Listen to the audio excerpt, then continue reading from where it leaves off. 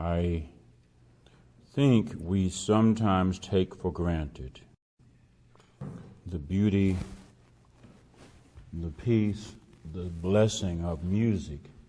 And Cindy, Barbara, Earl, Levante, I want you to know that even though we don't say it enough, we certainly never say it too much. We appreciate you. We appreciate you. Let me share some lessons of love and justice from a vineyard. Now, how many of you have heard or read this story of Naboth and his vineyard before? It's a powerful drama, isn't it? It's a powerful drama. It reminds us that one of the constant issues of life is for people to realize the theological, the moral, the ethical, the social, and the personal meanings of our relationships and our interactions. Our interactions have profound significance. What we think of as everyday transaction really have theological, have cosmic implications, have moral and ethical and social implications far beyond what we think of as just our me and you. As someone once famously wrote, no man, we say person, is an island. No one stands alone. That's the reason why words like love and justice are in our vocabulary.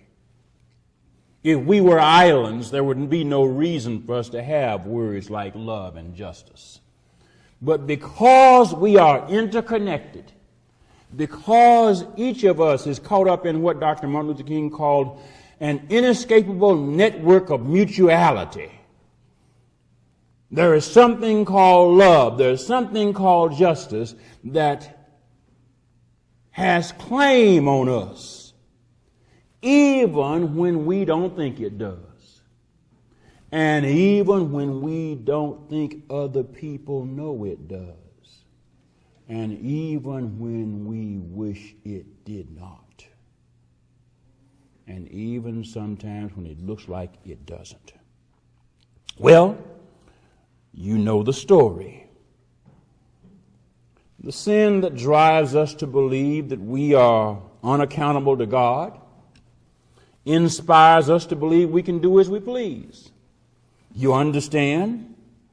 We somehow get the notion that if we are powerful enough, if we are cunning enough, if we are ruthless enough, we can have our own way. And today's lesson exposes both the root and the fruit of that sinful disposition. A commoner named Naboth once lived in Jezreel, one of the most fertile regions in Palestine. Naboth had a vineyard beside the royal palace in Jezreel of King Ahab. Now, Ahab had a palace in Samaria, but he also had a house in Jezreel. He had a country home, and his country home was adjacent to the vineyard of Naboth. Ahab wanted Naboth's vineyard land so he could plant a vegetable garden there. He had plenty of property. He could take some of his own property to do a garden, but he wanted Naboth's garden. And so he asked him for it nicely. Well, let me put it to you in 21st century parlance. What do you take for this land?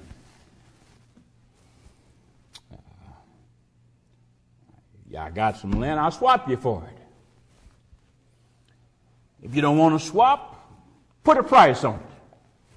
I'll buy it from you. Now that seems to you and me like a very straightforward kind of deal, but that's only because you and I do not appreciate the meaning, the powerful meaning of land in the tribal society in which Naboth and Ahab lived. In the economy of Israel, if you read back in the Mosaic Law, no land really belonged to anybody. All the land belonged to God, and families held on to it because there was no such thing as a pension fund. You didn't have a savings account. Land was your pension.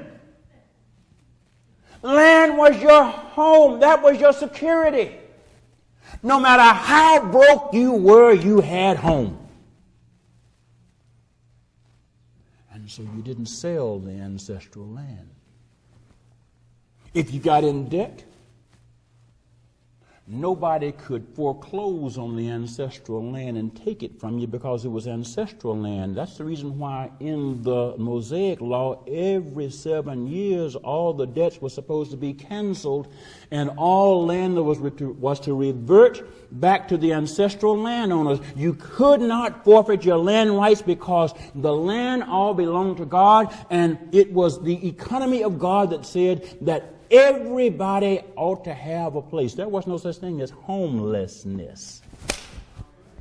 Hello? At least in the mind of God. The homelessness occurred because people who were supposed to have a home got put out of or had their homes taken from them. I wonder if anybody hears me this morning. Naboth didn't want to sell his home property, didn't want to sell the family land. As a matter of fact, Naboth said it very, the Lord forbid. It would be a sin against God for me to trade this off. Naboth thought he had gotten his point across. After all, he was talking to the king. And it's the king's job to obey the law, you understand. Naboth goes on, and Ahab goes on. But Ahab's feelings were hurt. Hurt so badly that he took to his bed. Poor thing. And Ahab had a wife who was solicitous of him, named Jezebel. What's the matter with you, baby? You sick? How come you won't eat? Naboth won't sell me his vineyard. I want Naboth vineyard. He won't sell it to me. He won't trade it to me. And it just hurt my feelings. And Jezebel says, I thought you were the king, dude. This is the Griffin paraphrase. Aren't you the big cheese around here? Aren't you the H-honcho in charge? Who is Naboth to you? You go on about your business. Let me deal with Naboth. I'll give you that vineyard. I'm a good wife. And so Queen Jezebel writes letters in the king's name, puts the king's seal on them, and sends them to Naboth's hometown, to the important people, to the officials, to the judges and the magistrates, the heads of the chamber of commerce of Jezreel. And she says, listen, I want you to plan a big ceremony and put Naboth up front where everybody has to be there. And in the ceremony, I want you to get two folks and accuse Naboth of slandering God and the king. You understand, slandering God was a capital offense. It's called blasphemy. Slandering the king was like slandering God. So she was going to get Naboth. You understand, if it's ancestral property, the way for ancestral property to be lost is for there to be no ancestor.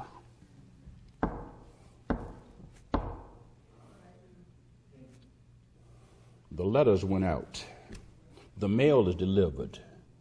The letters are received. The deed is done. Naboth is accused. He is falsely accused. He is deliberately accused. He is surprised by the accusation. He has no defense against an accusation that is not true, because saying it ain't so is not a defense to a lie you can't disprove. And so Naboth is wrongfully convicted and then publicly stoned. And then the people who do it say, right back to Queen Jezebel, and says, boss, we've done what you said do. And then she goes and says, hey, sugar, that vineyard property you want is yours. Naboth is dead. Go take it. Notice how it puts it. Naboth is not alive, she says. She doesn't say Naboth is murdered. She says he's not alive. And Ahab goes to the vineyard, and as he's in the vineyard, possibly contemplating tearing the vines down and planting his vegetable garden, perhaps the spices here and these things here, some old busybody named Elijah shows up. Nosy Elijah, meddlesome Elijah, with his preacher clothes on, and says, dude, you in big trouble with God. That's the paraphrase. What am I trying to get across in this little lesson? Because I suppose you wonder why in the world this makes sense for 21st century. Ahab and Jezebel show us how power can be misused to manipulate people and events. Yeah. People can misuse power. They can misuse people to manipulate events and other people to create unjust, meaning unloving consequences. And Naboth reminds us that vulnerable people can be mistreated and victimized even when they are simply acting within their rights. You don't have to have done anything to anybody. Naboth was just minding his own business, and trouble landed on him.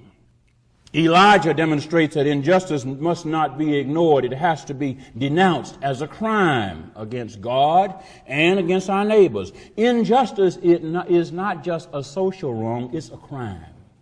It's a moral wrong. Yes, self-centeredness will cause people to pout when they can't have their way. 2-year-olds do it, but also 30 and 40 and 50 and 60 and 70 and 80-year-olds do it. Yes, people pout when they don't get their way. The covetousness of Ahab is no different from the covetousness of people everywhere. Whether it's a 2-year-old who says, I want this toy, they won't let me play with it. Or somebody says, I want this neighborhood, they won't let me move into it.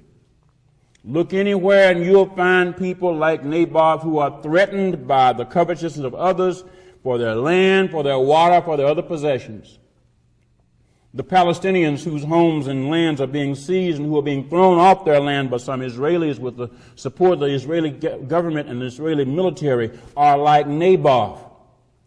Some of the suffering that they have to go through, like sickness and homelessness and poverty, is caused by the same kind of injustice that Queen Jezebel inflicted upon Naboth. Poor people in areas that once may have been rural, hello, Panky, in Pulaski County, and in urban areas, hello, 9th Street in Little Rock and business districts around the area that were once occupied by poor and low income and minority business owners that got taken over by gentrification and urban renewal. Hello, Naboth.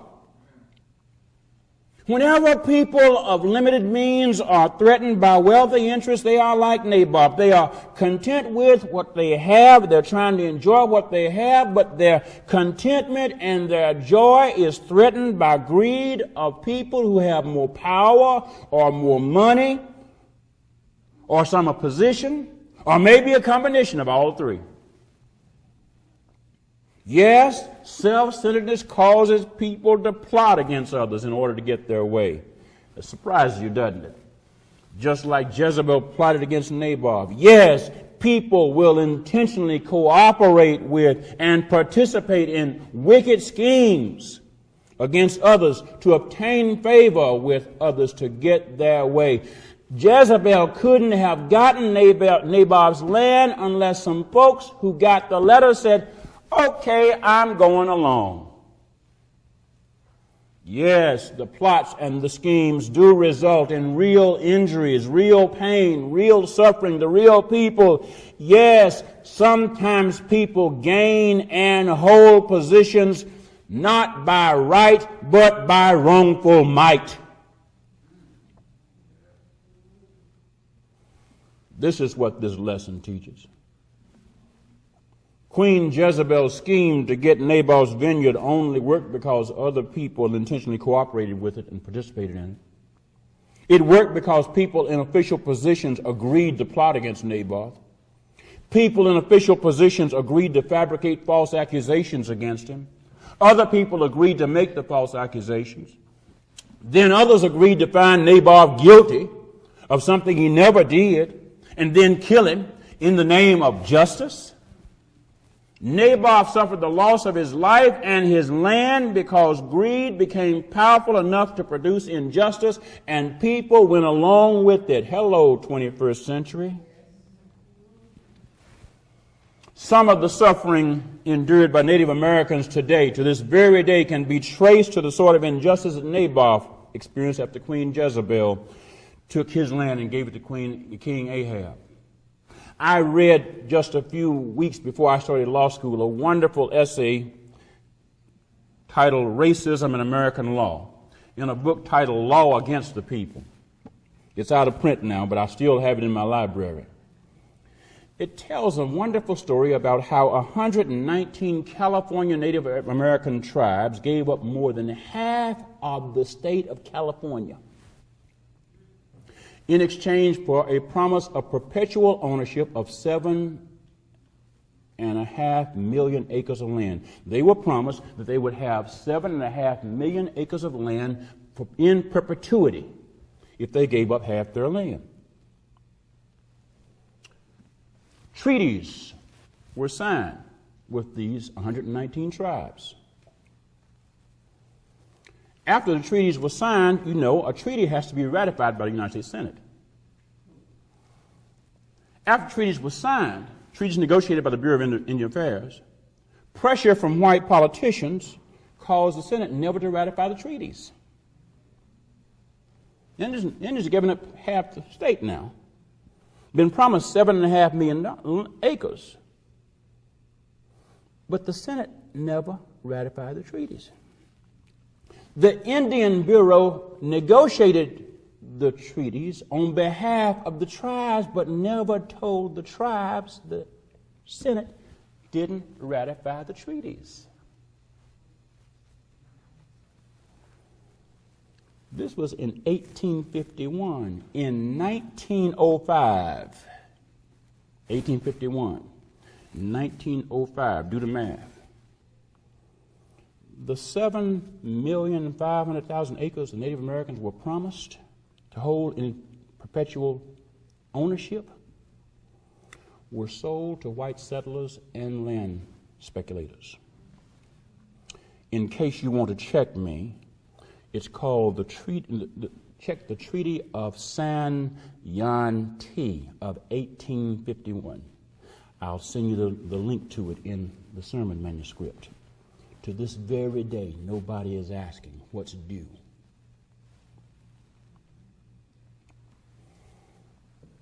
Why did that happen to the Indians? They were just like Naboth. This old story about Naboth and his vineyard, Ahab, Elijah, and Jezebel is relevant for you and me today.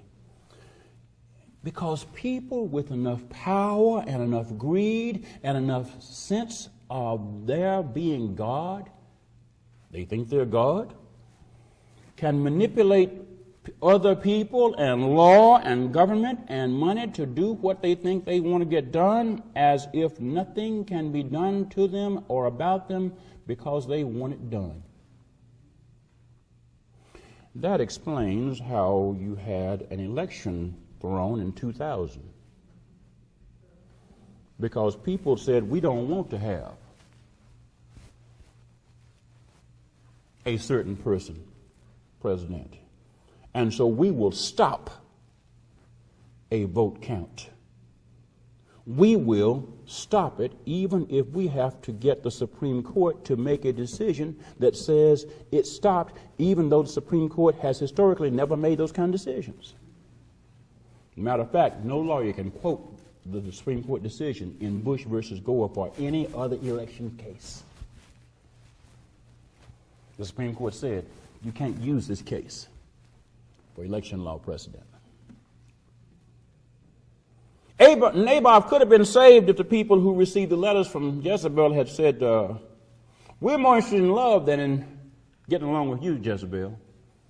We love right rather than we love your popularity. But they weren't. They loved being popular with power more than they loved Naboth. They loved the idea of doing a favor for the queen more than they loved their neighbor, the commoner. And so they went along with the lie. Naboth was executed for a crime he never committed. Yes, people are often disenfranchised. They're often defrauded. They're often killed for official reasons based on fabricated facts. Hello, weapons of mass destruction. Hello, Guantanamo Bay. We lead the world in industrialized mass incarceration. Why? Because we have blown up our prison population by putting people in prison who are addicted to drugs. Addiction is a disease, not a crime. But we have Naboth people in prison, you understand. And so we have gone ballistic in building prisons. We cannot build enough prisons. And you know how it is with Field of Dreams. If you build it, they will come. No, they won't come. If you build it, we will put them there where they should be there or not. Many people lost their homes in the foreclosure episodes of the recent decade. The information has come to light that some of the lending practices done by the banks has been a little bit less than righteous. Folks have been fabricating documents, saying that they had witnessed documents they hadn't witnessed. Even misrepresented facts in order to put people out of their homes. These people who have been put out of their homes are modern-day versions of Naboth. Despite the self-centered and the wicked spirit of schemes of powerful people like Ahab and Jezebel, the point I want you to keep in mind is that God always has people around who will love justice and truth enough to denounce injustice and oppression. There's always some Elijah busybody around. Some nosy Martin Luther King kind of person around. Some nosy Sojourner Truth kind of person around. Some meddlesome kind of Elijah person who shows up and says, foul, foul ball, bad play, can't do this. God always has some Elijah people around to do the prophetic work of confronting and denouncing the greed and dishonesty and the oppression. The Spirit of God that inspired Elijah to confront Ahab is still moving. Do you feel it? Let me suggest some ways how you and I can be part of that spirit in response to the Ahab and Jezebel mindset that is so prevalent in that time and in our time. First, keep your heart and your mind filled with the love and justice of God. That wonderful word we have in the Beatitude, blessed are the pure in heart, for they shall see God. That's really what we're talking about. If your heart is pure, you will see the love and justice of God, and you will have some Elijah kind of in you. When Naboth folks get pushed around. On the other hand, if your heart isn't pure, the opposite of pure is polluted. It doesn't have to take much to pollute it, understand. If your heart is mixed, if your heart is adulterated, then it will not cause you to get concerned very much about Naboth. Whenever people violate the divine rule of love and justice by self-centeredness and greed, they are susceptible to mistreat their neighbors. And if our hearts are not pure, we will let the mistreatment go unspoken about. The way to be an Elijah-like prophetic force in the world begins and ends with focusing our hearts and our minds on God's love and justice and reminding ourselves and everybody else that anything that violates God's love and justice is a threat to our neighbors, the people who are like Naboth. Secondly, denounce greed and violence and other oppressive attitudes and conduct. Jezebel's scheme to kill Naboth and steal his vineyard could have been blocked if the officials who got the letters from her had said, no, this is wrong. You are asking us to become complicit in a fraud to commit murder. And we will not do it. This is an invitation for us to be co-conspirators with you in murder. They didn't. What am I telling you? Don't duck your eyes from the injustice. See it. Don't turn and look the other way. Don't hide from it. Don't ignore it. See it. Look at it. Call it what it is. Denounce it. And then confront and expose the people associated with it. Yes, you and I can be Elijah kind of people. If you got a mouth, speak up.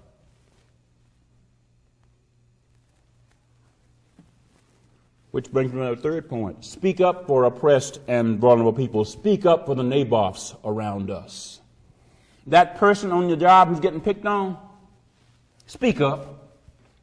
You understand, part of the power of Jezebel is that they can get away with stuff because they don't think anybody's going to take up for the person around them. Too often we heed the message to let it go. Don't get involved. Not my business. We look the other way. We refuse to get involved. We don't want to make waves. We want to get along with the power. After all, I might need to get a raise. I don't want to fall across them. I want to keep my job. Guess what? When Naboth is victimized, then eventually everybody and anybody can be Naboth. We want to get along with powerful people even though we know they're doing wickedness and we know they're oppressing our vulnerable sisters and brothers. But God sent Elijah to make waves. God sent Elijah to make waves. Hello. Could it occur to you that possibly you are in the world to make waves? You are not in the world, look the other way, but you are in the world to see and to say, foul. You are in the world to be that person that doesn't go along to get along. You are in the world to say like Elijah, I see you. Look how the word puts it in our text. Then the word of the Lord came to Elijah the Tishbite, saying, go down to meet King Ahab of Israel. Understand, Elijah is just a nobody. no pedigree.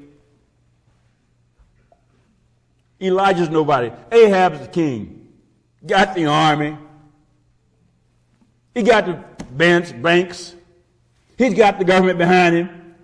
And Elijah goes down to talk to Ahab. Ahab has committed murder now through his wife Jezebel.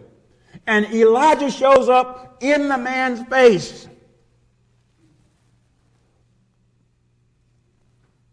And he says, the word says, you shall say to him, thus says the Lord, have you killed and also taken possession? In other words, have you committed murder and now stolen? Ahab is confronted. He's called a murderer and a thief. Ahab and Jezebel thought that Naboth's claim to the land was extinguished because Naboth died, but they were wrong. Elijah was sent by God to press Naboth's claim even though Naboth had died. You understand? The lesson we ought to have learned from Cain and Abel ought to always be before us. Even the ground witnesses against us when we do dirt. The Holy Spirit has authorized us to act in the same way as Elijah did on behalf of oppressed people and to confront folks who do not do right by them. Well, now, let me ask you to do one other thing. Declare God's judgment on and against people who practice injustice and oppression. Don't just denounce them. Declare God's judgment of disaster on them. The old folks had a way of putting it in my childhood. You can't do wrong and get by. That's what it'd say. You can't do wrong and get by. And they would look at you and say, you think you might have gotten away, but you're not going to get by. Sometimes you would hear those old folks. They didn't have good grammar, but they had good theology. They understood good theology. They said, you reap what you sow. They say, the Lord is watching. I may not be able to stop you, but sooner or later the Lord's going to get you. That's the paraphrase of what Elijah told Ahab. Ahab, you think you have got this land, but guess what?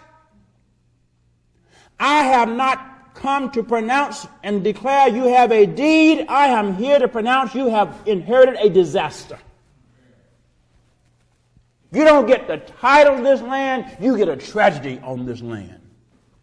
As a matter of fact, the disaster that Elijah pronounced was, you have stolen ancestral land and you will be deprived descendants. That's irony. That's irony. Ahab stole ancestral land, and God sent Elijah to say, Ahab, you will not have any male descendants to pass land to.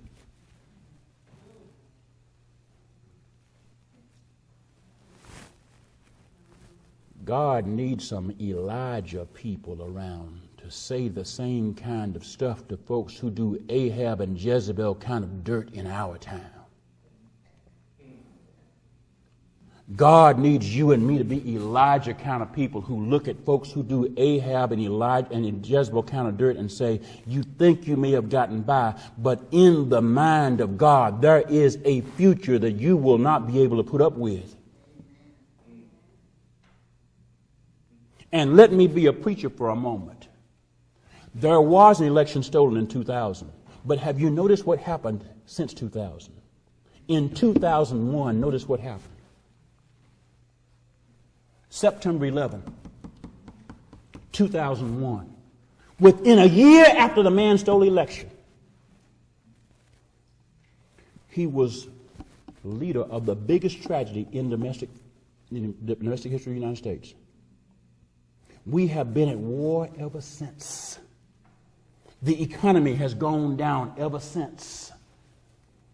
Bush served 2 terms and he now get invited to his own party's convention. don't mess with God, but it takes some Elijah kind of people to say to Ahab and Jezebel kind of folks, you cannot do wrong and get by. Let me close on this note. Let the spirit of Elijah also live in us. The Spirit of God that he lived in Elijah has to live in you and me. That was the Spirit that was in Jesus. That's the Spirit that was in John the Baptist. That's the Spirit that was in Martin Luther King. That's the Spirit of God's love and justice, and you and I must follow the Holy Spirit. You and I must live in that Spirit. And if we do, people who live like Ahab and Jezebel will be warned. You know how it works when you're warned? When your parents warned you about what happened, eventually the warning got into your head. Eventually your consciousness was pricked. But if you were never warned, you felt like you could do wrong and feel right.